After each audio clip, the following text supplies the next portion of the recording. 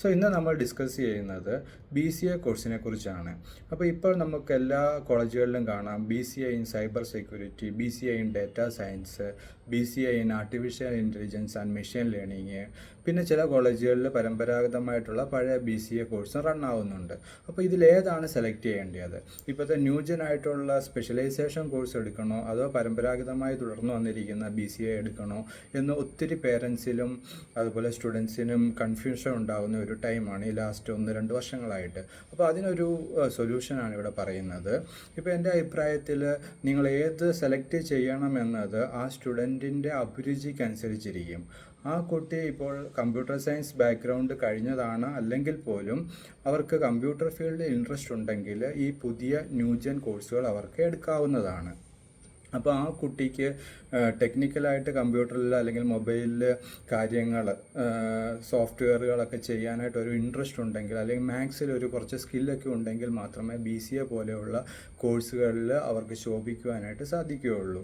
അപ്പം അങ്ങനെ ഒരു ബേസിക് സ്കില്ലുണ്ടെങ്കിൽ അവർക്ക് ഉറപ്പായിട്ടും ഈ കോഴ്സ് എടുക്കാവുന്നതാണ്.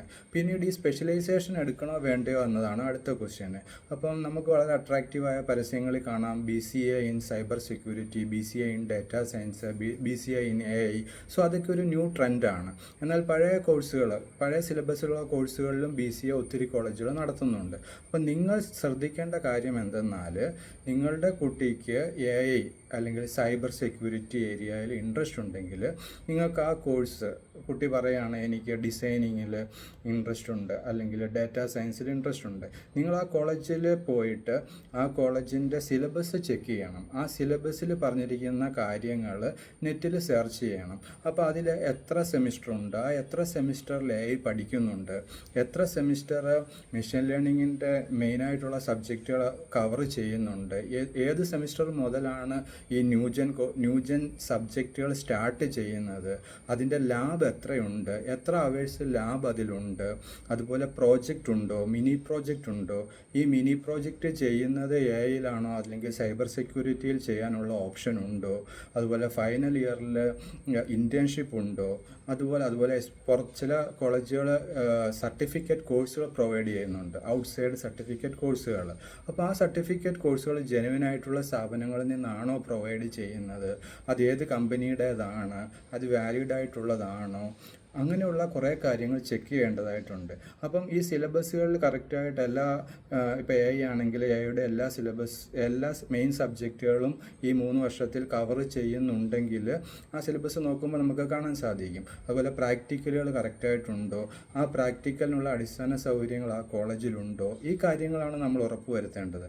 അല്ലാതെ ഗ്ലാമറായിട്ട് ഒരു കോഴ്സ് കണ്ടു BCA in data science and machine learning, അപ്പോൾ ആ ഗ്ലാമറിൽ ഒരു കാര്യവുമില്ല. അതിനുള്ള അടിസ്ഥാന സൗകര്യങ്ങൾ അവിടെ ഉണ്ടെങ്കിൽ അത് നമ്മൾ അന്വേഷിച്ച് ഉറപ്പ് വരുത്തുകയും ആ കോഴ്സിൽ കൂടുതൽ പ്രാക്ടിക്കൽ ഓറിയൻറ്റഡ് ആയിട്ട് അതിലുണ്ടെങ്കിൽ ഉറപ്പായിട്ടും നിങ്ങൾക്ക് അതിൽ അഡ്മിഷൻ എടുക്കുവാനും ആ കോഴ്സ് നിങ്ങളുടെ കുട്ടിക്ക് 3 വർഷം പഠിച്ച് അതിൽ എക്സ്പീരിയൻസ് നേടി നല്ലൊരു ജോബിലേക്ക് എത്തുവാനായിട്ട് ഉറപ്പായിട്ടും സാധിക്കും. അതാണ് പേരൻസും കുട്ടികളും ഇതുമായി ബന്ധപ്പെട്ട് ചെയ്യേണ്ട പ്രധാന കാര്യം.